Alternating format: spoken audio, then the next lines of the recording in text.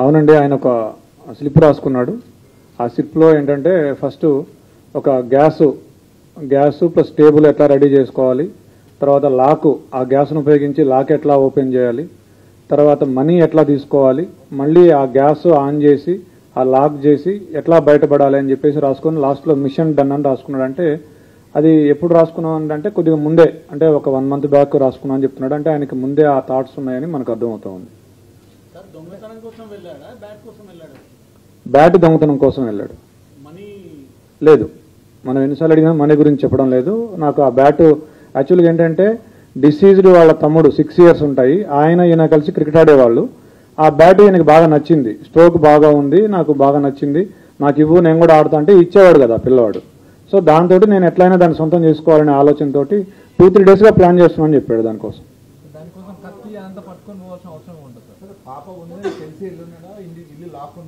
అతను చెప్పింది ఏంటంటే ఇంట్లో ఎవరు లేరు, నార్మల్గా వీళ్ళు ఏంటంటే ఇల్లు దగ్గరికి వేసి వెళ్తారట.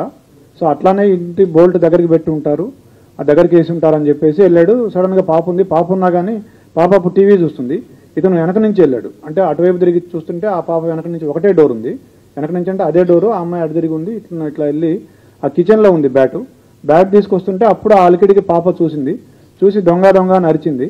అరిస్తే అతను పరిగెత్తబోతే ఆ అమ్మాయి పరిగెత్తుకుంటూ వచ్చి చొక్కా పట్టుకుంది, అతన్ని పట్టుకుంటే ఆ కోపంలో తోసేస్తే మంచం మీద పడింది. మంచం మీద పడ్డాక కళ్ళు మూసుకొని విచక్షణ రహితంగా పొడి చేశానని చెప్పాడు.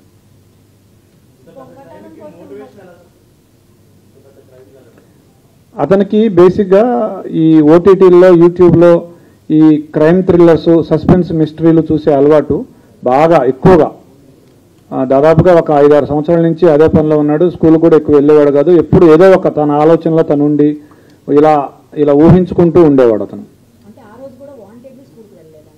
అతనికి స్కూలు ఎగ్గొట్టే అలవాటు ఉండేది, స్కూల్కి వెళ్లకుండా క్రికెట్ ఆడుకోవడం, ఈ ఓటీటీ చూడడం, యూట్యూబ్ చూడడం, ఈ మిస్టరీస్ చూడడం అలవాటు ఉండేది అతనికి. అతను ఎవరైనా చూస్తే వాళ్ళని బెదిరించి రావడం, తర్వాత దాడి చేయటం, ఈ 2 ఉద్దేశాలతో కత్తి తీసుకుపోయినాడు.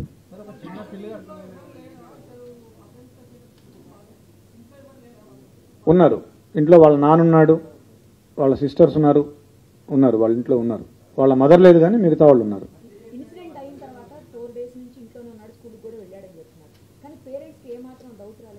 ఎస్, పేరెంట్స్ వాళ్ళ మదరు నిన్న మనం వాళ్ళ మదర్తో మాట్లాడినప్పుడు అనింది, ఫస్ట్ రోజే పోలీసులు ఈ హడావిడి అంతా చేసి నేను అడిగాను మా అబ్బాయిని, ఏరా నువ్వేమైనా చేసావా అని అడిగాను, ఒప్పుకోలేదు. 2వ రోజు కూడా అడిగితే ఏమా నువ్వే నన్ను పట్టించేటట్టున్నావే అని అన్నాడు, నీ మీద ఒకటి అన్నాడని చెప్పింది వాళ్ళ మదర్.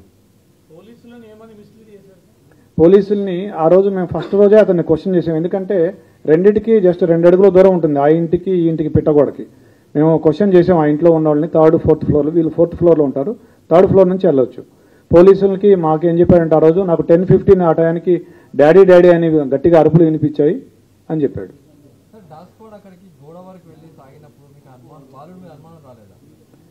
బాలుడి మీద కూడా అనుమానం వచ్చింది మాకు. అయితే మేము ఒక లిస్ట్ ఆఫ్ సస్పెక్ట్స్ చేసుకున్నాము, దాని ప్రకారం చేసుకుంటూ వచ్చాము. నిన్న అతన్ని చేశాము. తర్వాత మాకు ఇంకొక క్లూ కూడా వచ్చింది, ఒక పిల్లాడు కూడా సమాచారం ఇచ్చాడు. ఇట్లా ఆ రోజు ఏ రోజైతే అఫెన్స్ జరిగిందో ఆ రోజు మార్నింగ్ 8:30 to 8:45 అతను ఆ గోడ దగ్గర, ఏదైతే గోడ దూకి వెళ్ళే అవకాశం ఉందో ఆ గోడ దగ్గర తచ్చాడాడు అతను చాలాసేపు, ఒక 15 minutes. ఆ సమాచారంతో మా అనుమానం ఇంకా ఎక్కువై, మా అనుమానం నిర్ధారణ అయ్యి అతన్ని మళ్ళీ విచారించాము. ఫస్ట్ ఇల్లు సెట్ చేసాము.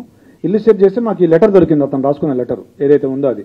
తర్వాత కత్తి కూడా దొరికింది, 3 కత్తులు ఉన్నాయి. ఏ కత్తి అంటే సార్ నల్ల కత్తి, నల్ల పిడి ఉంటుంది, దానికి అంచు నల్లగా ఉంటుందని అతనే చెప్పాడు. ఆ కత్తి తీసుకొస్తే ఇదే అని చూపించాడు. బట్టలు ఏం చేశాడంటే అతను అఫెన్స్ చేయగానే ఆ కత్తి అక్కడే కడిగేసి గోడ దూకి మళ్ళీ ఇంట్లోకి వెళ్ళేటప్పుడు వాళ్ళ నాన్న సిస్టర్స్ ఉన్నారు, వాళ్ళు ఏమైనా చూస్తారేమో అని ఆరేసిన షర్ట్ తీసుకొని ఇట్లా అడ్డం పెట్టుకొని ఇంట్లోకి వెళ్ళి బాత్రూంలోకి వెళ్ళి స్నానం చేసి ఆ టీ-షర్టు ప్యాంటు 2 వాషింగ్ మెషిన్లో వేసాడు. But we found some slight blood on the clothes. We have called a special investigation team, forensic team. వాళ్ళు స్పెషల్ లైటింగ్, స్పెషల్ స్పెట్స్ వాడి they are able to found it. I also have seen it. yes. అతనికి ఒక కుందేలు ఉండేది, ఆ రోజు ఆ కుందేలు కూడా చనిపోయింది. 11:30కి మేము టైం లేని కూడా తీసుకున్నాం. అతని మీద అనుమానం వచ్చాక అతను 11:30కి బయటికి వెళ్ళాడు ఇంట్లోంచి. 11:30కి ఆ కుందేలుని తీసుకొని డాక్టర్ దగ్గరికి వెళ్తే ఆ కుందేలు చనిపోయింది ఆ రోజు. ఆ స్టోరీ కూడా మాకు చెప్పాడు. బాబు ఏజ్ ఎంత సార్? 14 years.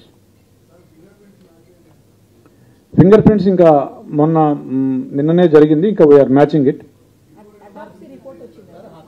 లేదు, మనకున్న సమాచారం మేరకు ఇంతవరకు అయితే ఏం లేదు. బట్ వాళ్ళ మదర్ చెప్పిన ఒక విషయం ఏంటంటే అతను 2 months బ్యాక్ అతని దగ్గరికి ఒక ఫోన్ వచ్చింది, సెల్ ఫోన్. మేము డబ్బులు ఇవ్వలేదు, ఇతనికి ఎక్కడిది సెల్ ఫోన్ అంటే నేను కొనుక్కున్నా అని చెప్తున్నాడు. డబ్బులు ఎక్కడ ఉంటే చెప్పలేదు. అది వాళ్ళ మదర్ చెప్పిన విషయమే. సో దీన్ని బట్టి మీరు ఏమైనా అనుకోవచ్చు.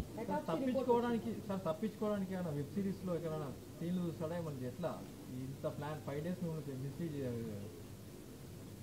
5 days మిస్లీడ్ చేయడం అంటే ఫస్ట్ డే మిస్లీడ్ చేశాడు. మనం హ్యూమనిటీ మనకి ఇప్పటివరకు టెక్ రాలేదు కాబట్టి మనం అందరినీ విచారించుకుంటూ వచ్చే క్రమంలో.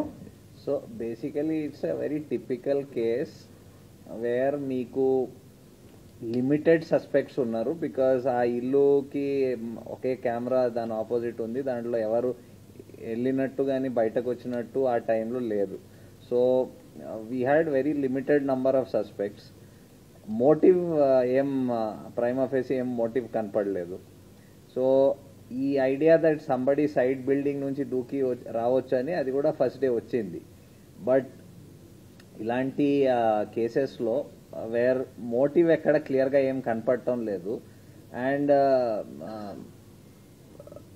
అంటే సో మెనీ అన్ఆన్సర్డ్ క్వశ్చన్స్ ఉన్నాయి మాకు యాజ్ ఇన్వెస్టిగేటర్స్. ఆ టీం అందరికీ చాలా అన్ఆన్సర్డ్ క్వశ్చన్, ఇదెందుకు జరగాలి అని ఉండేది. సో ఒక వే ఆఫ్ రూలింగ్ అవుట్ చేస్తూ పోవాలి పాసిబిలిటీ, ఇది కాకపోవచ్చు అని రూలింగ్ అవుట్ చేస్తూ వెళ్ళారు. And this is a typical case wear technical evidence ఇప్పుడు నౌడేస్ మీరందరు చెప్తూ ఉంటారు దట్ ఇప్పుడు టెక్నికల్ ఎవిడెన్స్ లేకపోతే పోలీస్ ఏం చేయలేదు. ఇది typical case where there was no technical evidence except the fact that ఆ ఇల్లుకి ఎవరు వెళ్ళలేదు, అది తప్ప ఇంకేం టెక్నికల్ ఎవిడెన్స్ లేదు. So it was very painstaking regular detective work అంటాం కదా, ఇన్వెస్టిగేషన్ వర్క్. అదే repeated same thing going over the same thing again and again చేసి అది బ్రేక్ త్రూ వచ్చింది. సో ఇమ్మీడియట్లీ మీకు ఎన్ని క్వశ్చన్స్ వచ్చినాయి, మాకు దానికంటే ఎక్కువ క్వశ్చన్స్ ఆ ఫస్ట్ డే వచ్చినాయి. బట్ ఆ క్వశ్చన్స్కి ఆన్సర్స్ ఇంత ఇమ్మీడియట్లీ ఏం రాలేదు. మీరు కూడా ఇప్పుడు చూస్తున్నారు, రీజన్ చూస్తే అలాంటి రీజన్ ఎవరికి స్ట్రైక్ కాదు, ఇలాంటి రీజన్ ఉండొచ్చని. బట్ ఇలాంటి కూడా రీజన్స్ ఉంటాయి అండ్ ఇలాంటి కూడా ఇన్సిడెంట్స్ జరుగుతాయి. సో